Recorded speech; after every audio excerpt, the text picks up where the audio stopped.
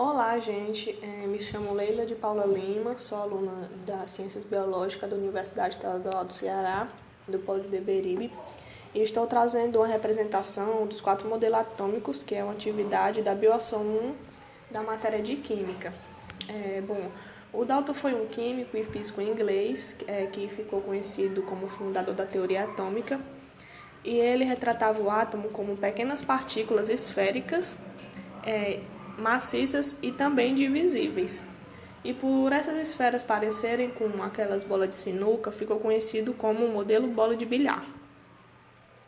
O modelo de Dalton estava baseado em algumas hipóteses, como tudo que existe na natureza é formado por partículas, que são denominados átomos. Os átomos são identidades indivisíveis, intransformáveis e também indestrutíveis. Existe um número limitado e pequeno de elementos químicos diferentes na natureza, e reunindo átomos iguais ou diferentes em diferentes proporções, poderia formar todas as matérias do universo até então conhecidas. Esse modelo, que foi representado por Dalton, foi um grande salto para a preparação de modelo atômico, serviu de inspiração para futuros modelos e também revolucionou a química moderna. Esse daqui é o modelo de Thomson, certo?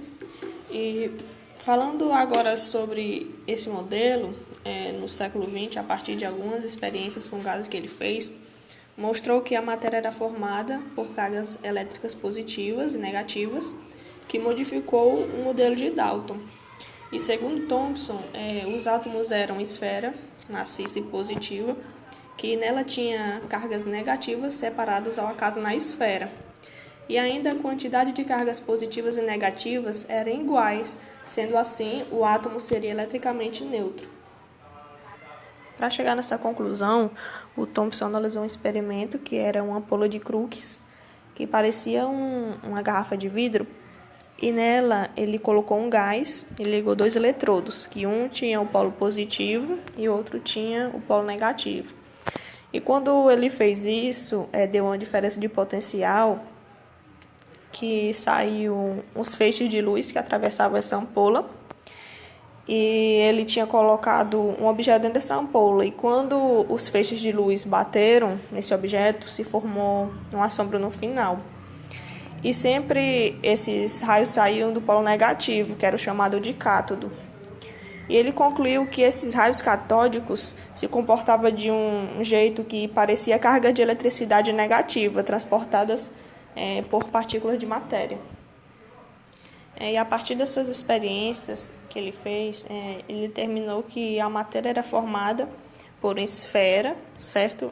De carga positiva, que tinha alguns corpúsculos que ele denominou como os elétrons, de cargas negativas, que eram distribuídos uniformemente à semelhança de um pudim de passas.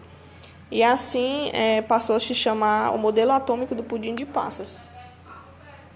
Esse daqui é o modelo atômico do Rutherford que eu fiz. E o Rutherford, com alguns experimentos que ele fez com a estrutura atômica, ele descobriu que o átomo não era uma esfera maciça, como o Thomson dizia, e também descobriu que a carga positiva de um átomo estava concentrada na parte central de um núcleo denso e minúsculo. Sendo assim, foi inserido o conceito de núcleo atômico, onde neste núcleo estavam as partículas positivas, que eram os prótons, e uma região externa, que era chamada de eletrosfera, onde nessa eletrosfera ficavam partículas negativas, que eram os elétrons. E para ter chegado nesse ponto, ele fez alguns experimentos, onde utilizou uma lâmina de ouro, que era bombardeada com partículas alfas, e ele notou que a maioria das partículas atravessavam normalmente a lâmina. Umas sofriam desvios e pouquíssimas que batiam na lâmina e voltavam. E comparado o número de partículas lançadas com o número de partículas que sofriam esses desvios, ele calculou que o raio do átomo era maior que o do núcleo. Assim, seria formado por espaços vazios, o átomo, e nesses espaços vazios, partículas alfas atravessavam a lâmina de ouro. Esse modelo de Rutherford ficou conhecido como modelo planetário. E por último, esse daqui que é o modelo atômico de Bohr. Com estudos ele conseguiu formular um modelo atômico que modificou o modelo que anteriormente era o de Rutherford. Ele descobriu que o elétron que estava presente no átomo não emitia radiação enquanto ele permanecesse na mesma órbita, emitindo só quando ele se deslocava de um nível ou órbita com maior energia para outro de menor energia. A passagem de uma órbita para outra era feita com saltos. Então, quando o elétron absorvia energia, ele conseguia saltar de uma órbita interna para uma externa, que era o chamado quanto. E quando ele voltava para a interna, ele liberava um fóton. Ele desenvolveu também alguns postulados que dizia que na região que se chamava eletrosfera, os elétrons não se encontravam em qualquer posição aleatória. Eles giram ao redor de um núcleo em órbitas fixas e com energia bem definidas. E as órbitas são chamadas de camadas eletrônicas, que são simbolizadas pela letra K, L, M, N, O, P e Q, a partir do núcleo ou de níveis de energia, que vai do 1 ao 7. No trabalho que eu fiz, eu só fiz até o 3, porque ia ficar muito grande, e aqui é só uma pequena demonstração. Sobre os materiais que eu utilizei na confecção, no primeiro modelo utilizei uma bolinha de isopor que pintei. No segundo também utilizei uma bolinha de isopor, só que com tampas de garrafa pregadas e fusíveis na tampa para simbolizar a carga negativa.